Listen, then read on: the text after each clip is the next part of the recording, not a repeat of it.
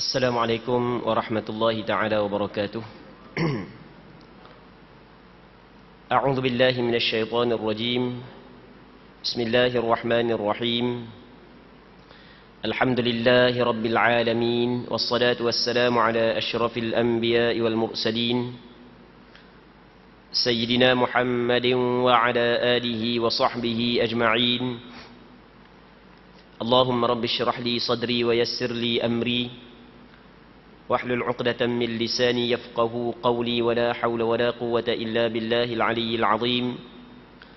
اللهم انفعنا بما علمتنا وعلمنا ما ينفعنا وعلمنا ما جهلنا وذكرنا ما نسينا. اللهم يسر ولا تعسر، رب تمم بالخير. اللهم افتح علينا فتوح العارفين، وفقنا توفيق الصالحين. اللهم لا سهل إلا ما جعلته سهلا، وأنت تجعل الحزن إذا شئت سهلا. اللهم اجعلنا من السعداء المقبولين، ولا تجعلنا من الأشقياء المردودين. اللهم صل وسلم وبارك على سيدنا محمد وعلى آله وصحبه أجمعين، والحمد لله رب العالمين. InsyaAllah kita sambung balik pengajian kitab Bulughul Maram yang dikarang dan disusun oleh Al-Imam Al-Hafidh Ahmad bin Ali bin Muhammad yang dikenali sebagai Imam Ibn Hajar Al-Asqalani, lahir pada tahun 773 Hijrah, wafat pada tahun 852 Hijrah, rahimahullahu subhanahu wa ta'ala, wa nafa'ana Allahu bi'ulumihi fid darain, amin. Kita masih lagi di dalam bab sembahyang, bab azan. Hadis seterusnya katanya, walahu an Jabirin anna an-nabiy sallallahu alaihi wasallam atal Muzdalifah fa shalla biha al-maghrib wal isya bi adhan wahid wa iqamatain. Maksudnya daripada Sayyidina Jabir bin Abdullah radhiyallahu ta'ala an, dalam hadis yang diriwayat oleh Imam Muslim, menyebut bahawa Nabi sallallahu alaihi wasallam setelah tiba di Muzdalifah mengerjakan solat maghrib dan solat isya dengan sekali azan dan dua kali iqamah. Walahu an ibni Umar jama'a baina al-maghrib wal isya bi iqamatin wahidah. زاد أبو داود لكل صلاة، وفي رواية له ولم ينادي في واحدة منهما. Dalam hadis yang diriwayat daripada Ibnu Umar radhiyallahu anhuma bahawa Nabi sallallahu alaihi wasallam menjamu antara solat maghrib dan solat isya-nya dengan sekali iqamah. Abu Daud dalam riwayatnya menambahkan dengan sekali iqamah untuk setiap kali solatnya. Namun Imam Muslim dalam riwayat yang lain menyebutkan tanpa menyerukan azan pada masing-masing dari kedua solatnya itu. Muslimin muslimat yang dirahmati oleh Allah Subhanahu wa taala, Imam Ibn Hajar Al-Asqalani dia sebut satu hadis yang diriwayat oleh Imam Muslim daripada Sayyidina Jabir bin Abdullah radhiyallahu taala anhuma, yang mana Nabi sallallahu alaihi wasallam ketika Rasul datang ke Muzdalifah, Rasulullah sallallahu alaihi wasallam sembahyang maghrib dan isya di Muzdalifah dengan satu azan dan dua kali iqamah. Muzdalifah ni benda Muzdalifah. Muzdalifah ni adalah nama bagi satu tempat. Kita orang yang mengerjakan haji, di antara wajib haji adalah dia mesti kena bermalam di Muzdalifah. Kita wukuf di Padang Arafah, bermalang di Muzdalifah, bermalang di Mina. Dia wukuf di Padang Arafah rukun haji, manakala bermalang di Muzdalifah adalah wajib haji. Orang yang pernah buat haji, kalau cakap bab ni boleh faham lalulah. Orang tak pernah buat haji, walaupun belajar dia tak pernah faham mana. Okey, kita cerita lagu mana buat haji dulu. Lepas tu nanti kita akan cerita keadaan sembahyang di Muzdalifah, yang mana Rasulullah jamak di antara maghrib dengan isya. Muslimin muslimat yang dirahmati oleh Allah Subhanahu wa taala, semua kita tahu bahawasanya di antara rukun Islam adalah mengerjakan haji. Mengerjakan haji itu di antara rukun Islam. Tapi bagi orang yang mampulah. Kalau orang tak mampu, tak wajib dia mengerjakan haji.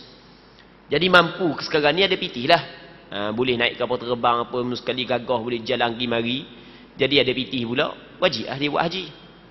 Okey, katakanlah dia buat haji, dia pergi buat haji. Dia haji adalah cara-cara dia. Okay, kita ringkaskan je lah. Sebab kita bukan nak bincang berkenaan dengan bab haji. Cuma kita nak faham perbincangan yang kita bincang pada malam ni, dia ada kaitan dengan haji. Di antara rukun haji adalah wukuf di padang Arafah. Kata Rasulullah, Al-Hajju Arafah. Haji adalah Arafah. Kena wukuf di padang Arafah. Di wukuf ni maksud dia wukuf kita berada di padang Arafah. Setelah daripada gelincir matahari, maksudnya masuk waktu zuhur pada 9 daripada bulan Zulhijjah. Di 9 Zulhijjah, sehari sebelum raya. 10 Zulhijjah hari raya haji. Jadi orang yang mengerjakan haji, apabila gelincir matahari, masuk dah waktu wukuf. Dia pun duduk di padang Arafah. Okey. Lepas daripada tenggelam matahari, masuk malam raya, dia pakak bertolak belaka pergi di Muzdalifah. Dia tak jauh mana Muzdalifah dengan Arafah.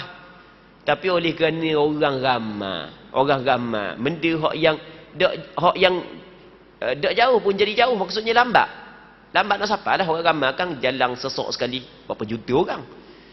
Jadi pendek kata, benda yang kita nak kabarnya, jadi malam raya tu diwajibkan kita bermalang di Muzdalifah. Jadi lepas daripada tenggelam matahari pakat tolak ke Muzdalifah.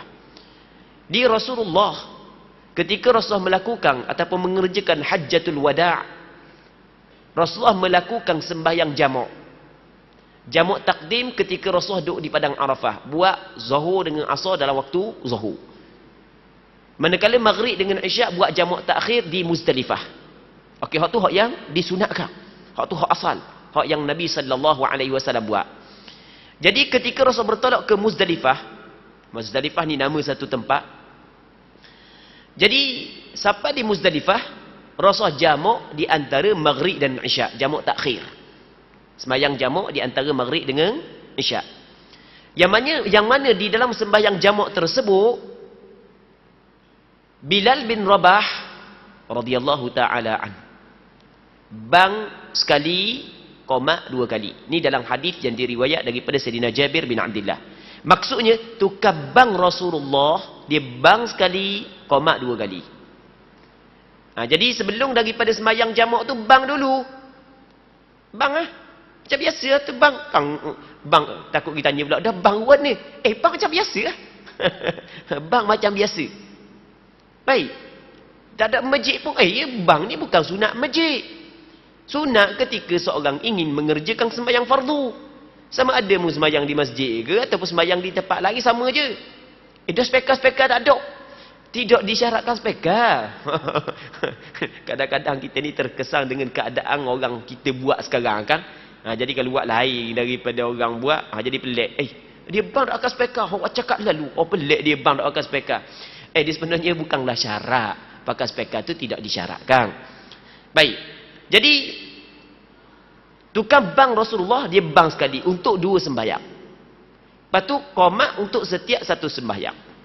Maka berdasarkan kepada hadis Sayyidina Jabir bin Abdullah, kata ulama, orang yang sembahyang jamak, sama ada jamak takdim dan jamak takhir, disunatkan dia bang dulu sebelum daripada sembahyang jamak. Dah kita sampai masjid tu orang bang dah. Tak cara ke dia bang untuk sembahyang dia, kita bang untuk sembahyang kita.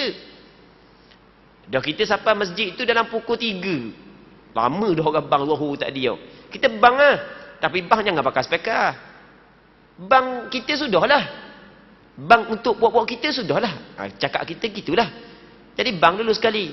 Lepas bang, sembahyang qamat, lepas tu sembahyang zuhur, qamat, sembahyang asar. Kalau jamak takdim, kalau jamak takhir, ikutlah nak sembahyang zuhur dulu ke nak sembahyang asar dulu, ikutlah. Tapi sebaik-baiknya sembahyang zuhur dulu. Jadi bang, lepas tu qamat untuk sembahyang zuhur dan qamat untuk sembahyang asar. Okey. Itu hukum yang kita dapat ambil daripada hadis ini. Kita kebut sekali lagi. Bagi orang yang sembahyang jamak, sama ada jamak zuhur, asar, maghrib, isyak, sama ada jamak takdim dan jamak takhir, disunatkan dia bang dulu sebelum daripada mengerjakan dua sembahyang tersebut. Dan disunatkan dia qamat untuk setiap satu sembahyang. Sembahyang zuhur kena qamat, sembahyang asar kena qamat, sembahyang maghrib kena qamat, sembahyang isyak kena qamat. Okey, hak tu hak yang kita dapat ambil daripada hadis Jabir yang dikeluarkan oleh Imam Muslim. Mazhab Imam Syafi'i, oleh kerana majoriti ulama ataupun kita ulama Ahlus Sunnah wal Jamaah berpandangan bahawasanya dalil kepada hukum syarak bukan setakat Quran, bukan setakat hadis. Bahkan di antaranya adalah ijma' ulama, di antaranya qiyas. Qiyas di antara dalil. Qiyas juga di antara hujjah. Maka ulama dalam mazhab Imam Syafi'i mengqiyaskan bagi orang yang sembahyang qada beberapa sembahyang. Katakanlah kita ada dua sembahyang qada. Jadi kita sebelum daripada sembahyang fardu zuhur bersama dengan imam, kita nak sembahyang qada dulu. Mungkin ada hak yang kita tinggal sebelum-sebelum ni. Kita nak sembahyang zuhur satu sembahyang, asar satu sembahyang. Jadi kita nak sembahyang dua sembahyang. Maka disunatkan sebelum daripada dua sembahyang ni ataupun tiga sembahyang ni, kita bang dan qamat untuk setiap satu sembahyang. Okey, boleh faham kan? Okey. Seterusnya dalam hadis berikutnya daripada Sayyidina Abdullah bin Umar bin Al-Khattab radhiyallahu taala anhuma, bahawanya Sayyidina Abdullah bin Umar menceritakan Rasulullah menjamak di antara maghrib dan isyak dengan satu iqamah. Itu dalam hadis yang diriwayatkan Imam Muslim, satu iqamah dia. Maghrib isyak satu iqamah. Tapi dalam riwayat Imam Abu Daud satu iqamah bagi setiap sembahyang. Setiap sembahyang satu qamat. Jadi bermakna dua qamat jugalah. Dan dalam riwayat Imam Abu Daud ada sebut bahawasanya tak ada pun bang. Okey. Dalam riwayat Jabir bin Abdullah ada bang. Manakala dalam riwayat Abdullah bin Umar tak ada bang. Ada qamat saja. Baik. Maka kata ulama dah warna pula hadis Abdullah bin Umar gini nampak sedikit ada bercanggah dengan hadis Jabir bin Abdullah. Ada sebahagian daripada ulama melihat hadis Jabir bin Abdullah adalah lebih kuat berbanding dengan hadis Ibnu Umar. Sebab hadis Ibnu Umar nampak sedikit ada mutarib dan ada gelombang sikit. Cakap kita gitulah. Maka dia mengutamakan hadis Jabir berbanding dengan hadis Abdullah bin Umar. Ada sebagian ulama dia kata sekarang ni dalam hadis riwayat Jabir bin Abdullah menceritakan qamat untuk setiap sembahyang. Okey. Dalam masa yang sama Jabir bin Abdullah bin Umar menceritakan qamat untuk setiap sembahyang. Sembahyang jamak itulah. Dia tidak menceritakan azan. Tapi dalam riwayat Jabir ada azan. Maka dalam kaedah menyebut lagu mana? Al-musbit muqaddamun 'ala an-nafi. Orang yang mengisbatkan didahulukan berbanding dengan orang yang menafikan. Dipanggil al-musbit muqaddamun 'ala an-nafi. Bagi orang yang belajar usul fiqh, dia pernah dengar dah perkataan ni. Tak apalah kita sebut je. Biarlah. Sekarang kita tahu juga. Jadi sekarang ni dalam riwayat Jabir isbatkan, menyabitkan kewujudan azan. Dalam riwayat Abdullah bin Umar menafikan kewujudan azan. Mana hak yang perlu kita utamakan? Dikata utamakan hak yang sabit, yang menyabitkan lah. Sebab hak yang menyabitkan ni dipanggil dia ziyadatul ilm. Dia lebih berpengetahuan berbanding dengan hak yang menidakkan. Jadi dia kata ada tu dia lebih tahu dah. Okey. Jadi sebab itulah mazhab Imam Syafi'i sama juga dengan mazhab Hambali, dua mazhab ni berpandangan bagi orang hak yang jamak zuhur, asar, maghrib, isyak, maka disunatkan dia bang sekali dan qamat dua kali. Maksudnya qamat untuk setiap satu sembahyang. Okey, selesai. Hadis seterusnya. Wa 'an ibni Umar wa 'Aisyah radhiyallahu anhuma qala Rasulullah sallallahu alaihi wasallam inna bilalan yu'adzinu bilail fakulu washrabu hatta yunadi ibnu ummi maktum wa kana rajulan a'ma la yunadi hatta yuqala lah asbaht muttafaqun alaih wa fi ikhrajihi wa fi akhirih idraj.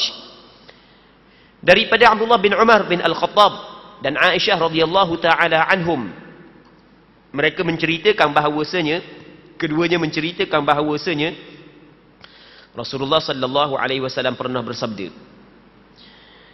jika Bilal mengumandangkan azannya, jika mana pula jika, dalam hadis tak ada jika, inna sesungguhnya, hak yang hamba ni terjemah silap ni, sesungguhnya Bilal bin Rabah mengumandangkan azannya di waktu malam hari, maka makan dan minumlah kamu sampai sehingga Ibnu Ummi Maktum menyerukan azannya. Jadi dalam hadis ni Rasul kata Bilal bin Rabah tu dia bang masih lagi waktu malam, mu boleh makan lagi, mu boleh minum lagi. Ni masalah puasa masalah puasa. Sehinggalah Abdullah ibnu Ummi Maktum bang. Di zaman Nabi sallallahu alaihi wasallam ada 2 tukang bang di Masjid Nabawi. Yang pertamanya Bilal bin Rabah. Hak tu masyhurlah. Tuk Bilal tu ambil daripada Bilal bin Rabah. Yang keduanya Abdullah ibnu Ummi Maktum, seorang sahabat Rasulullah. Jadi Bilal bin Rabah kalau bang subuh 2 kali bang. Bang lain sekali-sekali belaka bang subuh. Di zaman Rasulullah bang subuh je 2 kali. Bang lain sekali-sekali belaka. Tu bang Jumaat warna 2 kali. Bang Jumaat 2 kali di zaman Sayyidina Uthman bin Affan. Di zaman Sayyidina Uthman bin Affan bang 2 kali Jumaat. Di zaman Rasulullah bang Jumaat sekali. Di zaman Abu Bakar bang Jumaat sekali. Di zaman Sayyidina Umar juga bang Jumaat sekali. Di zaman Rasulullah bang 2 kali adalah bang subuh. Sebelum daripada keluar fajar sekali bang. Lepas daripada terbit fajar sekali bang. Tukang bang Rasulullah sebelum daripada keluar fajar adalah Bilal bin Rabah. Tukang bang Rasulullah apabila keluar fajar adalah Abdullah ibnu Ummi Maktum. Kata Rasulullah, kalau Bilal bin Rabah bang, mu boleh makan lagi. Maksud benda boleh makan lagi, maksudnya tak masuk lagi siang hari boleh makan lagi ya. Sebab diwajibkan kita tahan daripada makan, minum, jimuk pada bulan Ramadan apabila masuk siang hari. Bila bermula siang hari? Bermula siang hari apabila keluar fajar. Sebab tu dalam Quran Tuhan kata, wa kulu washrabu hatta yatabayyana lakumul khaytul abyadu minal khaytil aswadi minal fajr. Makanlah, minumlah sehingga nyata bagi kamu benang putih daripada benang hitam dari kerana keluar fajar. Keluar fajar tak boleh makan. Sebelum keluar fajar boleh makan. Dah Bilal bin Rabah, dia bang tengah malam boleh makan lagi ya. Tu maksud dia. Sehingga Abdullah ibnu Ummi Maktum bang baru tak boleh makan. Sebab itulah kita kena ingat, dia sebenarnya tak boleh kita makan ni bukan terikat dengan orang bang. Bukan terikat dengan orang bang. Tapi diterikat dengan benda keluar ataupun tidak fajar. Situ terikat dia. Okey, boleh faham? Dan pernah kita cerita sebelum ni kan? Bukan terikat dengan orang bang. Oh, orang bang dah tak boleh makan ah. Dah. Dalil ni hadis ni. Nu bila bi Rabah bang, molek-molek ada lagi Rasul kata boleh makan. Hak dah boleh makan ketika Abdullah ibnu Maktum bang. Jadi apabila kita faham lagu ni, faham hadis ni, jadi bermakna boleh makan dan tak boleh makan bukanlah dikirakan dengan tok bila bang ataupun tidak, tapi dikirakan keluar fajar ataupun tidak. Kalau tok bila bang silap bangun awal pukul 5 bang dah. Di tempat kita sekali je mereka sebelum ni yang mengingat Bukit Besar. Tak tahu Bukit Besar bang 2 kali ke sekali lagi lah ni. Dulu kita duduk kawasan ni kita dengar semua lah. Lah ni duduk ke Mamang mana nak dengar. Lah ni dulu yang berduduk Batu Buruk ni dengan Batu Tengah ni kan. Dekat ni je. Jadi bangun sahur kita dengar masjid Bukit Besar bang 2 kali. Masjid Putih tak sampai kampung kita. Jadi Bukit Besar dekat lah. Tak tahu lah ni 2 kali ke sekali. Orang yang dekat-dekat berapa kali lah ni benda Masjid Bukit Besar ke sekali kot lah ni. Sekali dah. Tak tahulah. Okey, sebenarnya 2 kali tu sunat Jadi bukan terikat dengan orang bang ataupun tidak. Sebab kalau tok bila bang pukul 5 tak ada makan dah. Dah kalau Tok Bilal bang pukul 6.30. Bola Piala Dunia main bulan puasa, Tok Bilal minat bola. Lepas turun lewat kapur. Duk tidur. Turun lewat. Bangun, pergi bang pukul 6.30. Boleh makan lagi sebelum Tok Bilal bang? Mana boleh dah. Masuk dah. Subuh ho. Cuma dia pergi bang lewat aje. Itu contoh, gitulah. Baik. Muslimin muslimat yang dirahmati oleh Allah Subhanahu wa taala. Jadi daripada hadis ni, kata ulama, disunatkan 2 kali bang subuh. Yang mana jarak di antara bang yang pertama dengan bang yang kedua dekat je lah. Jarak di antara bang yang pertama dengan bang yang kedua dekat. Sebab di sana ada riwayat menyebut bahawasanya perbezaannya bila turun sebab bang tempat tinggi. Bila turun, hak ni naik. Bila turun, hak ni naik. Itu yang pertama. Yang keduanya, okey. Dalam daripada hadis ni juga, sebenarnya tidak wajib kita imsak. Kang tempat kita dipanggil ada waktu imsak, waktu tahang. Masuk dah waktu imsak ni, orang bang lagi tak lidah makan. Bukan. Waktu imsak ni waktu berjaga-jaga, bukan tak boleh makan. Berjaga-jaga tu comel. Berjaga-jaga. Takut-takut keluar fajar. Jadi kita berhenti awal lagi. Adakah wajib kena berhenti? Tak wajib. Wajib kena imsak? Tak wajib. Maksud dia, wajib ke kita saat ni tu masuk waktu imsak? Kan kita kan sebelum subuh dia ada waktu imsak kan? Sebelum subuh kan? Adakah wajib kita tak boleh makan dah masuk waktu isyak? Waktu isyak pula, waktu imsak. Tak boleh makan dah ke? Tak. Boleh makan lagi. Dalilnya hadis ni. Rasul kata tak ada masalah boleh makan sehingga Abdullah bin Maktum bang. Cuma sebaik-baiknya kita berhentilah sebelum daripada keluar fajar. Hak tu sebaik-baiknya. Hak tu hak yang paling comel. Tapi bukanlah bermaksud masuk waktu imsak tak boleh makan. Bukan masih lagi boleh makan. Tu kita kena tahu. Sebab masih lagi ramai orang di tempat kita apabila masuk waktu imsak, imsak bukan isyak. Waktu imsak sebelum subuh, pakat tak boleh makan dah, tak boleh makan dah, tak boleh makan dah. Tu tak kena tak kena. Baik. Katanya wa kana rajulan, mana kata dia? Ibnu Ummi Maktum adalah seorang yang buta. Abdullah ibnu Ummi Maktum sahabat Rasul buta. Dia masih belum menyerukan azannya sebelum dikatakan kepadanya hari telah pagi, hari telah pagi. Jadi orang buta tak nampakkan fajar. Jadi orang khabar ke dia, masuk dah subuh tu. Masuk dah subuh, dia pun bang. Apabila orang khabar masuk subuh, dia bang. Sebab dia buta. Baik. Hadis ini adalah muttafaqun alaih, diriwayat oleh Imam Bukhari dan Muslim. Namun di penghujungnya terdapat kalimah sisipang daripada perkataan perawi. Maksudnya perawi dia memasukkan perkataan tersebut tu bukan perkataan Abdullah bin Umar dan perkataan Aisyah, tu perkataan perawi. Maksud dia perkataan wa kana rajulan a'ma la yunadi hatta yuqala lahu asbahta tu dipanggil perkataan perawi. Kalau dalam kita belajar ilmu mustalah hadis dipanggil kalam mudraj, kalam yang dimasukkan di dalam hadis. Bukan perkataan Abdullah bin Umar dan bukan perkataan Aisyah. Bukan, silap. Bukan perkataan Rasulullah, ni hadis marfu'. Jadi perkataan dia tu orang buta, dia tidak bang sehingga orang kata masuk waktu pagi tu, itu adalah kalam mudraj, kalam yang dimasukkan dalam kalam Rasulullah. Ni bukan kalam Rasulullah. Hak kalam Rasulullah, hak awal saat ni. Baik. Jadi daripada hadis ni, macam kita khabar saat ni, kata ulama, subuh disunatkan 2 kali bang. Bang yang pertama sebelum daripada masuk waktu, bang yang kedua selepas daripada masuk waktu. Dan comel, untuk bang subuh ada 2 muazzin. Muazzin yang pertama lain daripada muazzin yang kedua. Seterusnya katanya wa ani bani Umar inna bilalan adzana qabla al-fajr fa amarahu an-nabiy sallallahu alaihi wasallam an yarji' fayunadi ala innal 'abda nam, rawahu Abu Dawud wa dha'afah. Disebutkan daripada Ibnu Umar radhiyallahu taala anhuma telah menceritakan bahawa Bilal pernah menyerukan azan sebelum subuh. Dah masuk subuh Bilal bang dah. Maka Nabi sallallahu alaihi wasallam memerintahkan kepadanya untuk mengulanginya. Suruh bang semula dan baginda sallallahu alaihi wasallam berseru, ketahuilah sesungguhnya hamba ini, yakni Bilal masih lagi mengantuk. Sebab Bilal ngantuk sangat, bang awak. Jadi kata ulama daripada hadis ni, kalau Tok Bilal silap bang sebelum daripada masuk waktu subuh, maka disunatkan dia bang semula apabila masuk waktu subuh.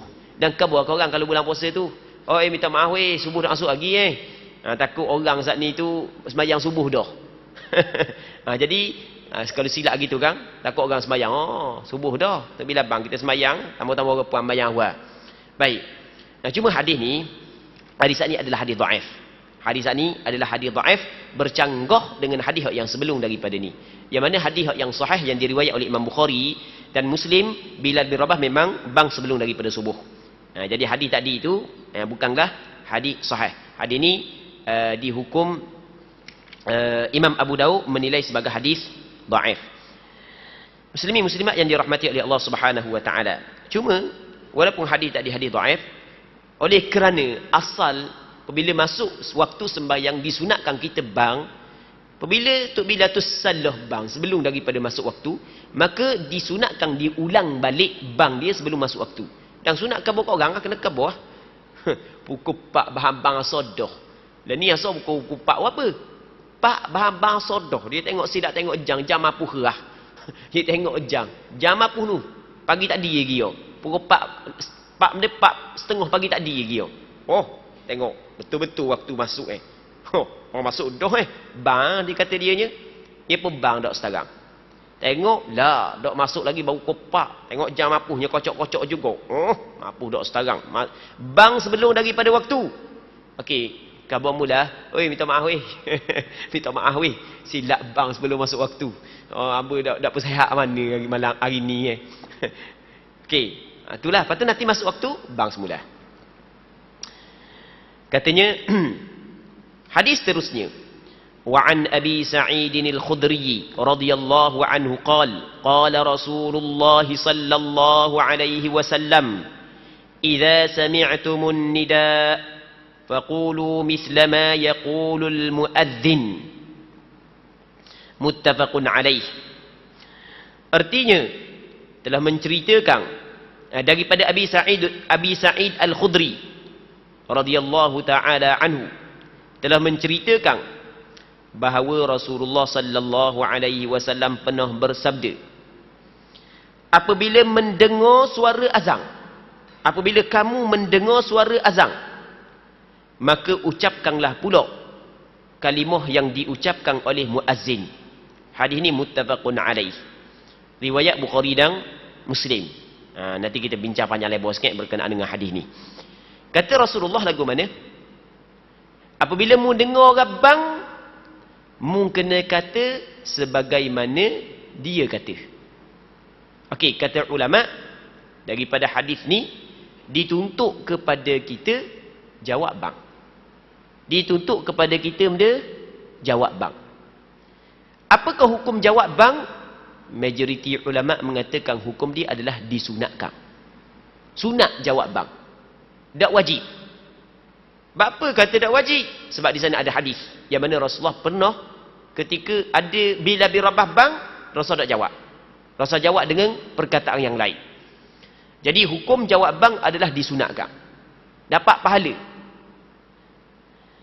Tapi syarat kita dengar, idza sami'tumul muadzin, apabila mu dengar orang bang. Mu dengar orang bang, maka mu kena jawab bang. Baik. Kalau tak dengar, nak jawab benda. Tak dengar. Rasul kata apabila mu dengar, mu kena jawab ah. Dan kalau tak dengar, nak jawab pun ada, tak dengar. Okey, tidak disunatkan, jawab. Okey, itu yang pertama. Dan nak jawab pun ada. Jawab tu, mu jawab macam orang bang kata tu ah. Sebab Rasul kata faqulu, mu kena kata misla ma yaqulul muadzin. Seumpama apa hak yang muazzin kata. Dengar molek. Mu kena kata seumpama muazzin kata. Mu jawab sebagaimana hak yang dia kata. Okay. Yang kedua, tempat kita masjid banyak, surau banyak. Kan surau banyak, masjid banyak. Masjid putih bang. Lepas tu masjid tu pula bang. Lepas tu masjid tu pula bang.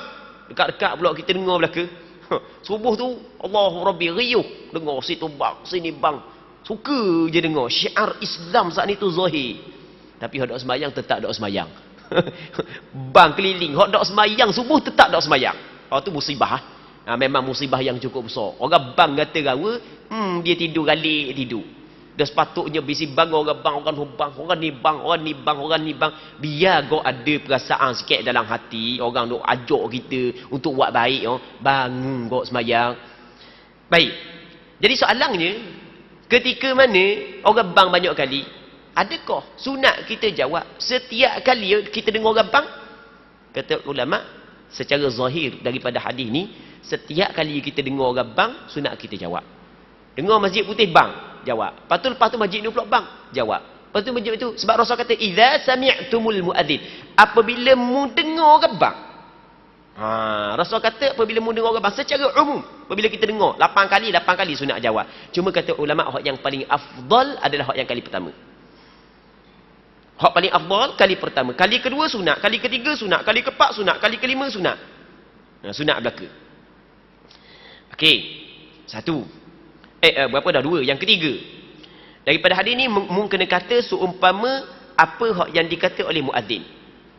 Tengok, Rasul kata mung kena kata seumpama hak yang muazzin kata. Rasul tak kata mung kena kata seumpama hak yang mung dengar daripada muazzin. Mung kena kata seumpama hak muazzin kata. Benda hak yang kita dapat faham daripada hadis ni. Kita dapat faham daripada hadis ni. Dengar molek sebab ni di antara benda hak yang ada juga orang sebut. Dia kata kalau muazzin dak tarjih. Kalau kita bincang bab tarjih sebelum ni. Dak sunat kita jawab azan. Hak tu dak betul. Hak tu tidak betul.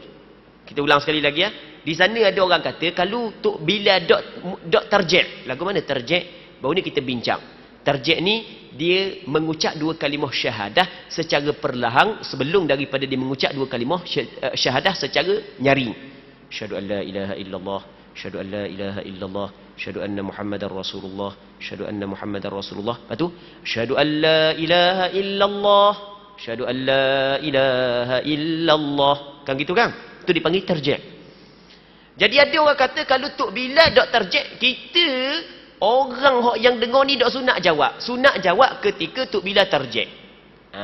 Perkataan tersebut tak betul. Yang pertama sekali, tarjih berlaku perselisihan di kalangan ulama.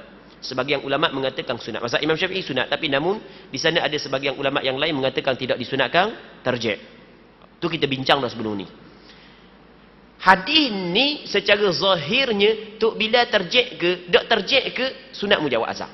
Sebab Rasul kata ni, idza sami'tul muadzin faqulu mithla ma yaqulul muadzin. Apabila mu dengar orang bang, mu kena kata sebagaimana dia kata. Okey, kita duduk jauh sikit daripada muazzin. Kita dengar tak tarjih dia? Memang tak dengar tarjih. Betul tak gitu? Duduk dekat-dekat dengar lah. Duduk jauh dengar ke tak? Tak dengar. Jadi Rasul kata mu kena kata sebagaimana dia kata. Rasul kata mu kena kata seperti mana hak yang mu dengar daripada dia. Benda hak yang dikata, hak tu mu kata. Jadi kalau dia tarjih, mu katalah tarjih. Kalau dia tak tarjih, mu tak payah katalah. Itu maksud dia. Baik. Jadi sebenarnya sama ada tok bila tarjih ataupun tidak, disunatkan kita jawab azan. Muslimin muslimat yang dirahmati oleh Allah Subhanahu wa taala. Di antara dalam perbincangan berkenaan dengan jawab azan ni, kita kena ambil satu perbincangan yang lain, iaitu apakah hukum bercakap ketika orang bang. Ni kita kena bincang. Kadang-kadang orang bang kita duk cakap. Okey, orang bang kita duk cakap. Sekarang ni kita nak bincang apakah hukum bercakap-cakap ketika tuk bila bang.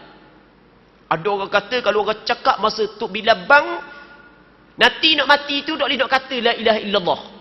Ada orang kata kalau cakap masa tuk bila bang, ada orang kata, hamba kata dengan molek, ada orang kata.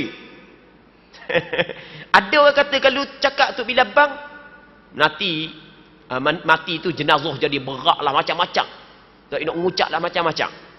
Okey, sekarang ni sebelum daripada kita jawab hak yang orang kata saat ni tu, kita nak tahulah apakah hukum bercakap-cakap ketika orang bang. Sebenarnya tidak ada satu dalil yang sahih sama ada daripada Quran ataupun hadis melarang bercakap-cakap ketika bang. Maksudnya tidaklah diharamkan cakap ketika bang, juga tidak dimakruhkan bercakap ketika tuk bila sedang bang. Sebenarnya tak ada masalah. Hukum dia adalah dibolehkan. Walaupun sebaik-baiknya jangan cakap. Daripada segi hukum tidak menjadi masalah Tuk kita cakap masa tuk bila bang. Nanti kita akan bincang pula. Cakap dalam masjid lain daripada cakap luar masjid. Nanti kita bincang. Nanti dulu selesai. Hukum cakap ketika tuk bila bang adalah dibolehkan. Tidak diharamkan, juga tidak dimakruhkan. Kerana tidak ada satu hadis yang sahih yang melarang melakukan hal tersebut. Bahkan di sana ada hadis yang diriwayat oleh Imam Malik dalam kitab Muwatta daripada Sa'labah bin Abi Malik Al-Quradhi. Dalam kitab Muwatta Imam Malik menceritakan satu hadis daripada Imam Ibn Shihab Az-Zuhri daripada Sa'labah bin Abi Malik Al-Quradhi, yang mana kata Sa'labah bin Abi Malik Al-Quradhi, kunna fi zamani Umar bin Al-Khattab, kami dulu pada zaman Umar bin Al-Khattab, nusalli yaumal jum'ah, kami sembahyang pada hari Jumaat. Kami semayang. Maksudnya kami mari masjid awal, kami semayang. Hatta yakhruja Umar, sehingga keluar Umar. Kami semayang, sehinggalah Umar masuk. Sebab masa zaman Sayyidina Umar hak yang jadi khatib.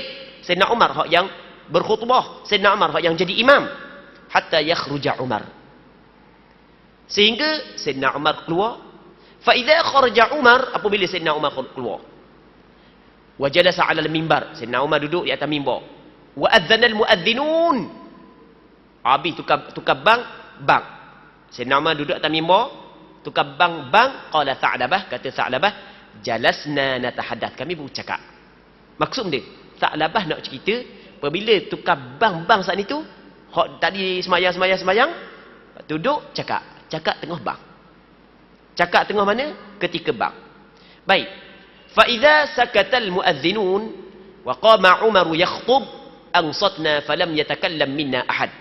Ketika mana selesai dah orang bang, Sayyidina Umar bangun untuk berkhutbah, maka ketika itu kami diam, tak ada seorang pun di kalangan kami bercakap. Okey, hadis ini hadis sahih, diriwayat oleh Imam Malik dalam kitab Muwatta, yang mana sebahagian tabi'in dan sebahagian sahabat, ketika mana orang bang dia cakap, maka kata ulama tidak menjadi masalah bercakap ketika orang bang.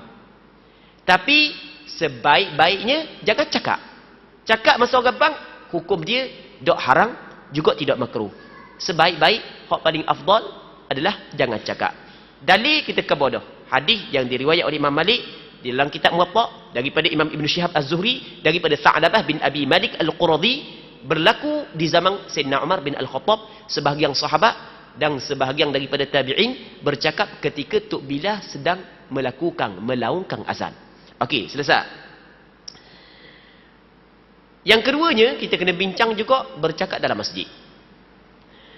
Bercakap dalam masjid, hukum dia juga dibolehkan, tidak menjadi masalah.